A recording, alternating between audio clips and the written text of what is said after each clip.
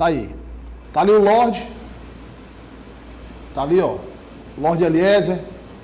Meio gripado, sinusite. Rapaz, olha, eu vou te contar uma coisa. Esse negócio de tempo, viu? Isso muda. Eu bati o recorde. Recentemente, nessa última chuva que deu, eu bati o recorde de espirro lá em casa. Foram 19 na sequência. No 19º espirro, eu tava com a língua de fora, já tava mesmo nas últimas. Porque muda o tempo, você fica realmente... E também tem um detalhe, viu? Essa questão, você vai no carro, ar-condicionado, né, tá, sai do ar, vai para o clima quente, vai não sei o quê, faz reportagem complicado. Mas nada como o aconchego da esposa quando chega em casa, ali aquele carinho, um chazinho, pronto, rapaz, tá resolvido o problema. O senhor João Magalhães já conversei, o senhor Tássio Cruz também. Estou me ajeitando aqui porque o assunto é sério, viu? O senhor vai monitorando, o senhor está como rádio escuta, aí, só monitorando o resultado do jogo aí. A Câmara Municipal de Teresina realizou uma audiência pública para debater a crise na saúde da capital. O Eliezer Rodrigues esteve lá e traz agora os detalhes. E olha, a situação é pior do que nós imaginávamos. Veja. Na audiência pública, uma série de descasos foram denunciados. Falta de profissionais nos plantões nas unidades de saúde, falta de insumos e medicamentos básicos, falta de alimentação e carências na estrutura de atendimento ao público.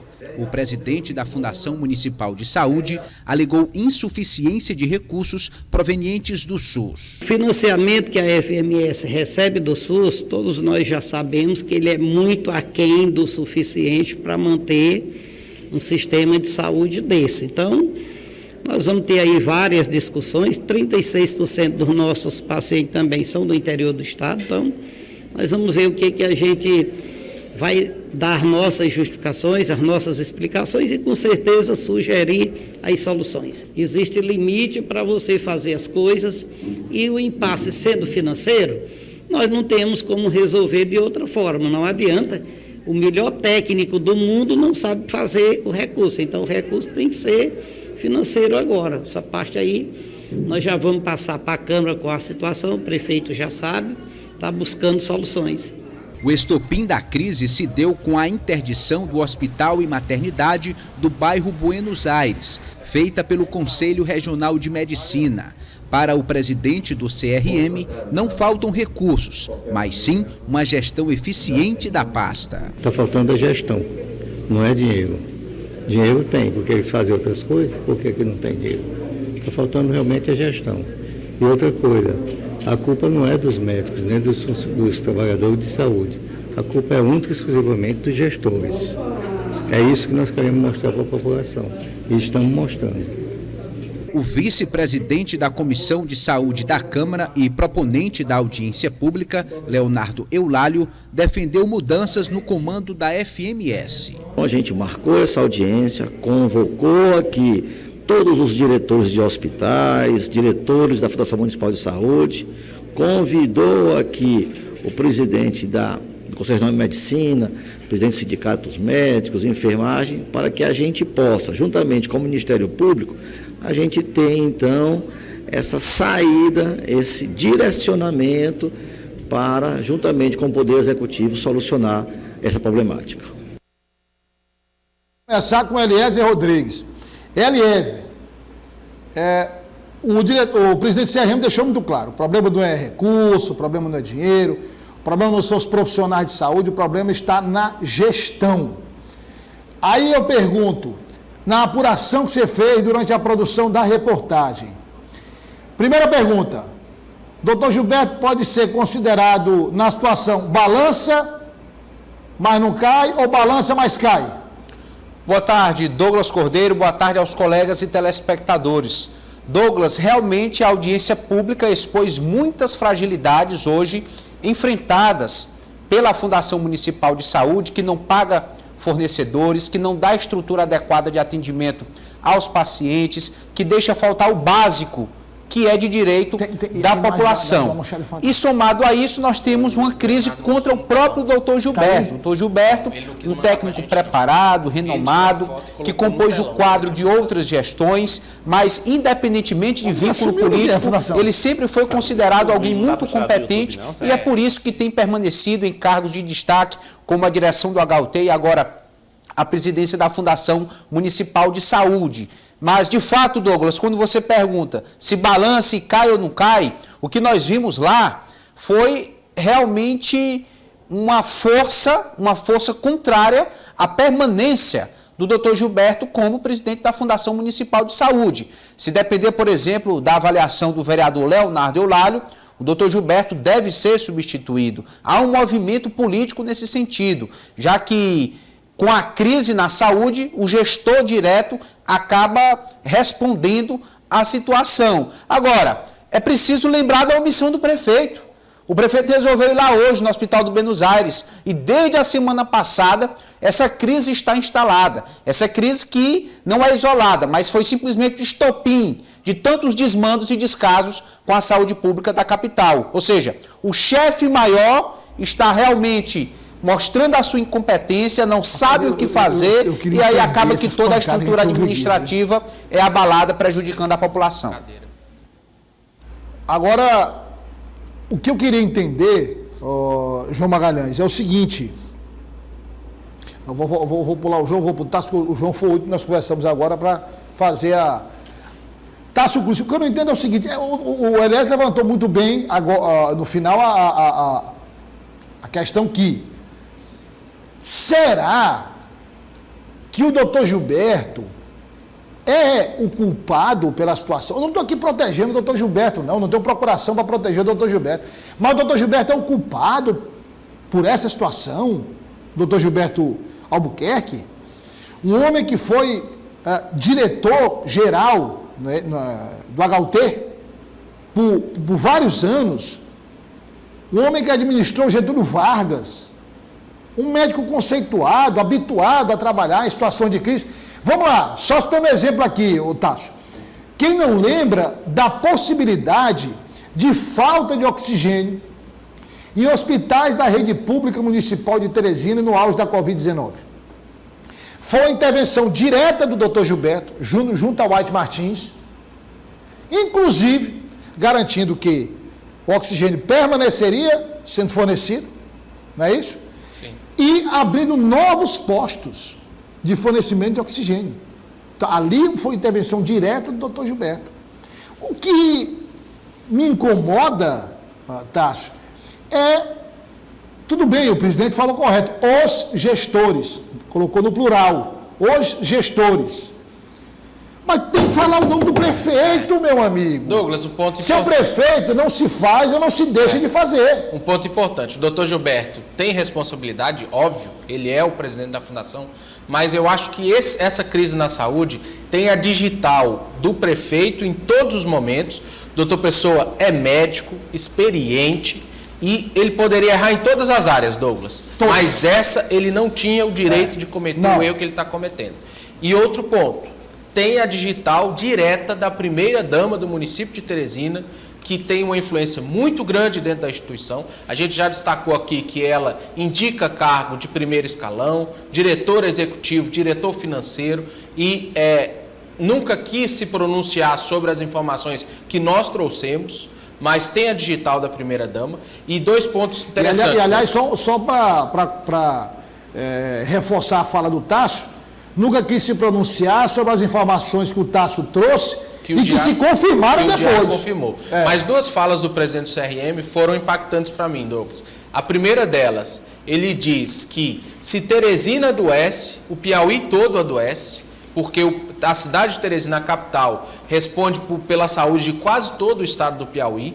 A bomba da saúde muitas vezes estoura no colo dos hospitais regionais aqui da capital, do Hospital do Buenos Aires, porque muitas vezes a rede no interior não funciona adequadamente, até do Maranhão, do Ceará, estoura aqui em Teresina. E outro ponto, que a gente comentava na primeira participação, ele disse: não admito que gestor cite a guerra da Ucrânia para justificar a falta de medicamento aqui, quando o cenário que a gente encontra nos hospitais de Teresina é um cenário de guerra.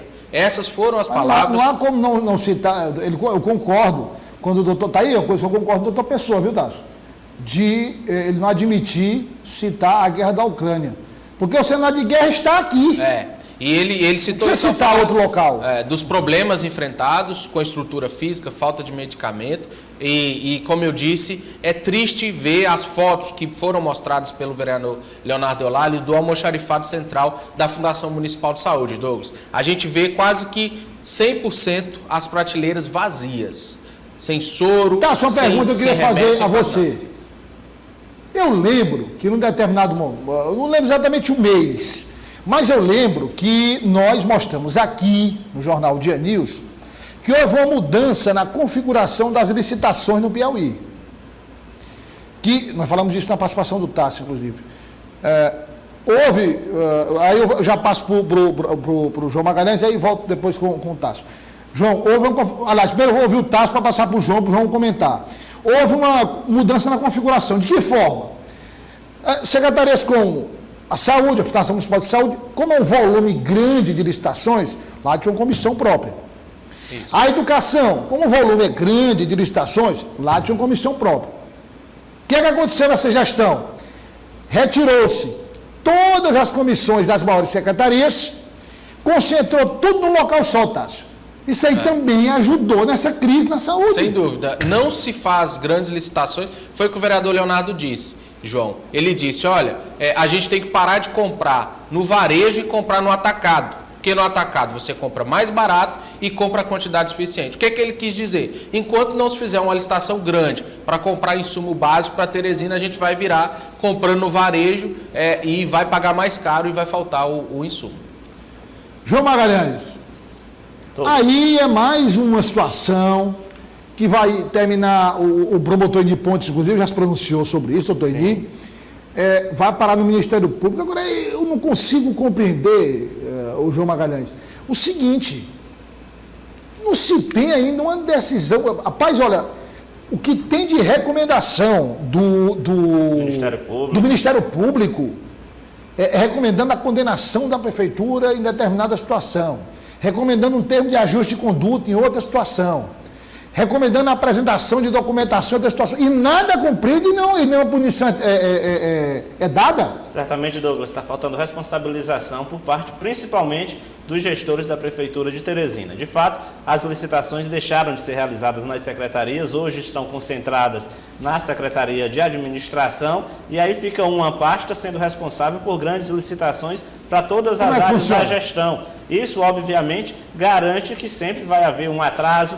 A gente sabe que licitação é algo, de fato, notoriamente muito complexo. Então, à medida em que você concentra toda essa carga de trabalho em apenas um local, muitas vezes você não deixa, inclusive, ele nas mãos de servidores especializados, como era o que havia na saúde, na educação. O técnico, o servidor já estava ali bem familiarizado com esse tipo de processo licitatório. Então, de fato, é uma decisão de gestão que tem se demonstrado bastante equivocada, e na saúde o resultado é exatamente esse. É lamentável ver um hospital como o do Buenos Aires, que é referência, inclusive, eu digo que provavelmente é um hospital responsável ali pelo atendimento de mais de 50, cerca de 70 ou até mesmo 80 mil pessoas em toda aquela região norte ali da cidade de Teresina. E aí se a gente for fazer uma comparação, a gente tinha há 4, 5 anos atrás um modelo de atendimento na rede municipal de saúde que era referência para todo o estado e que conseguia abraçar centenas, milhares de piauienses que também vinham oriundos do interior do Piauí, e hoje os próprios hospitais de Teresina estão interditados, como é o caso do Hospital do Buenos Aires. A gente passa de um modelo que chegava a... Não, claro, o serviço de saúde nunca foi perfeito, a gente sabe disso, mas tinha uma resolutividade, inclusive com a capacidade de abraçar pacientes de outros estados ou do interior do Piauí. E hoje, os próprios hospitais de Teresina estão interditados porque não ofertam aos médicos, aos demais profissionais, as condições de exercer seu trabalho, e o que a gente acaba observando é esse cenário de guerra, né? Como disse bem o presidente do Conselho de Medicina. Agora, eu queria, bem rápido, depois a chamada interdição ética, não é isso? Sim, isso. A interdição ética do Hospital do Buenos Aires. Depois dessa interdição ética, eu queria que vocês só me dissessem sim ou não. Houve alguma manifestação da prefeitura?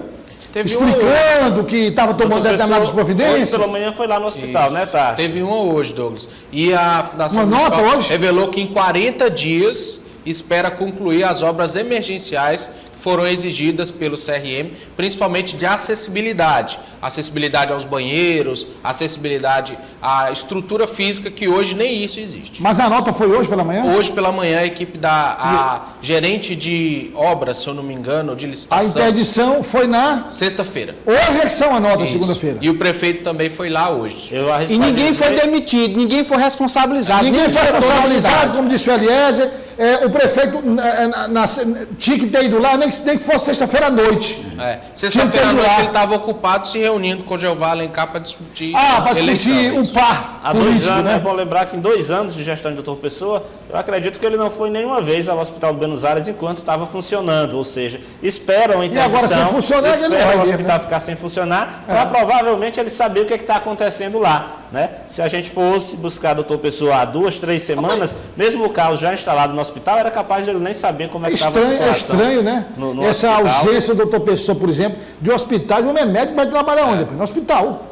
E aí a gente tem uma decisão, Dá pra entender isso, não? uma decisão ruim, né, desastrosa do ponto de vista administrativo e, consequentemente, uma gestão que é incapaz de planejar a prestação dos serviços públicos. Quanto à reforma, tá, só para complementar a informação, é bom lembrar que a gente já viu aqui reformas no HUT, reformas no HGV, em todos os hospitais, inclusive nos grandes hospitais do interior, que ficam lá com uma ala em reforma, mas atendendo em outra Não parte pode do fechar hospital, que o não hospital. pode fechar. como tem ocorrido agora. Aliás, só lembrando, teve uma reforma aí acho que foi no Hospital do Disseu. Sim, Grande. que até hoje, Douglas, não foi foi concluída concluída. por falta de adequação elétrica. Para você ter ideia, tem mais de um ano que o Hospital do Liceu tenta mas conectar aí- equipamentos na tomada e foi feita errada a obra e não foi corrigida até agora. Rapaz, isso aí, qualquer eletricista mais comum, mais simples, ele consegue fazer isso. É muita falta de... Meu Jesus de Nazaré. Agora é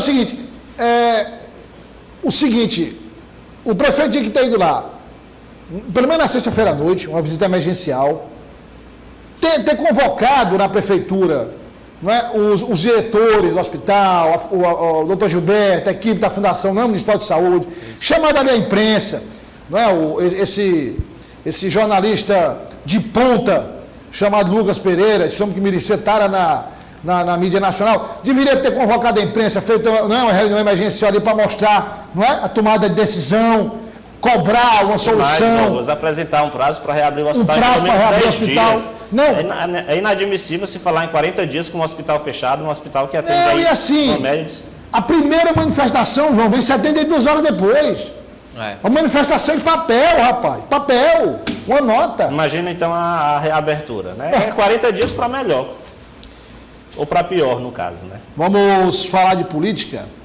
O senador eleito Wellington Dias falou sobre a possibilidade de assumir um ministério no futuro governo Lula. Acompanhe. Minha animação é com o Senado Federal. Agora, vai caber aí ao presidente essa tomada de decisão. Realmente pronto para ajudar, seja no parlamento, seja lá naquilo que for importante para o Brasil e para o Piauí.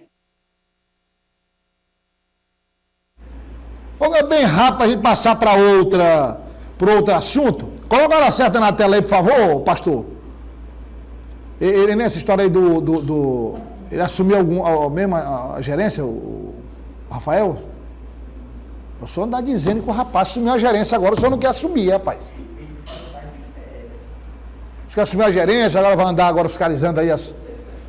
Você fica falando e depois não quer assumir. São 14, hein? Ele tá malhando aí, novinho, você viu? 14,56. Bem rápido, Eliezer, é uma possibilidade, né? Claro, Douglas.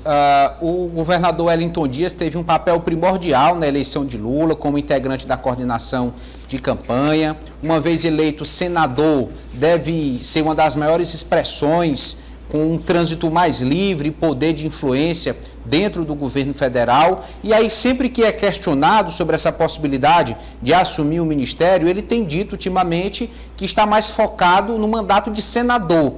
Lembrar que líderes ligados ao atual presidente Bolsonaro acabaram tendo um sucesso para o Senado da República, e aí já se imagina um debate de alto nível, né? O presidente Lula vai precisar de petistas, de aliados fortes no Senado para combater a atuação dos bolsonaristas. E o Wellington Dias é visto com esse perfil de alguém muito preparado, com alta capacidade de articulação e diálogo, que seria importante, então, a sua presença no Senado. Mas, eu acredito que mesmo não sendo ou indicando o ministério, o governador Wellington vai ter um protagonismo muito grande em Brasília.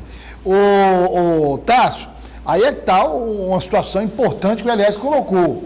Veja, não é que o senador eleito Wellington Dias não tenha perfil, ele tem perfil, claro.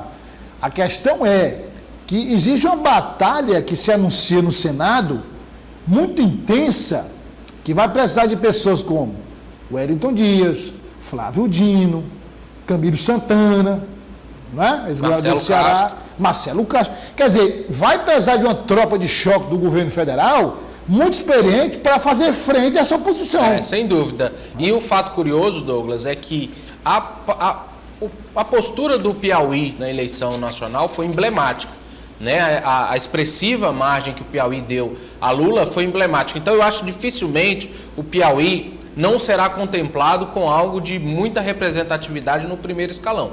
Agora, entre ser contemplado e o Wellington Dias deixar o Senado já é um caminho mais longo. Concordo com o Eliezer, concordo com você. Acho que o Wellington deve desempenhar um papel de liderança da base governista no Senado. Se não for o líder de governo, mas deve ter uma atuação crucial, porque é um parlamentar extremamente experiente, e essa experiência Lula vai precisar, porque vai enfrentar uma base de oposição bem consolidada e bem consistente no Senado. E aí nós temos uma questão, né? O Flávio Dino é debutante no Senado, né? E é forte candidato ao Ministério da Justiça, né? Pois é debutante do Senado. O Wellington Dias já foi senador.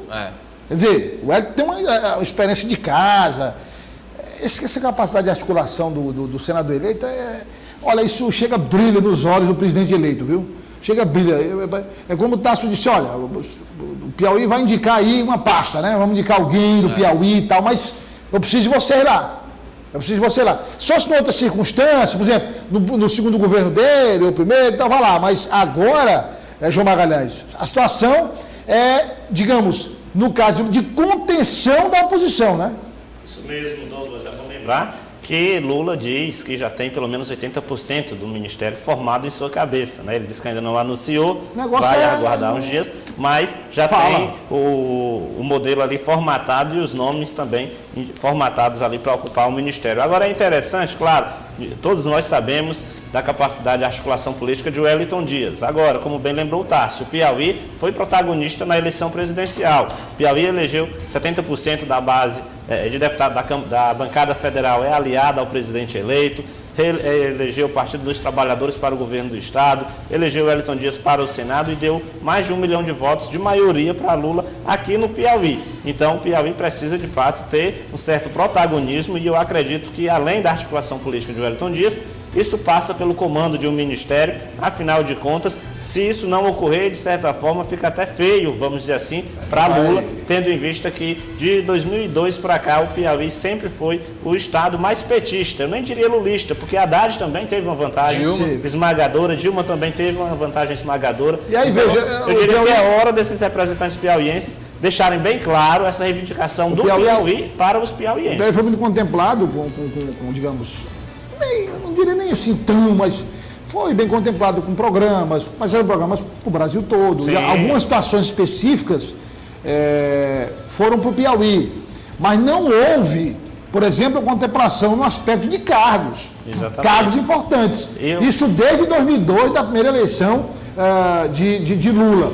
Passando pela reeleição dele, eleição de Dilma, reeleição de Dilma e agora a eleição dele novamente.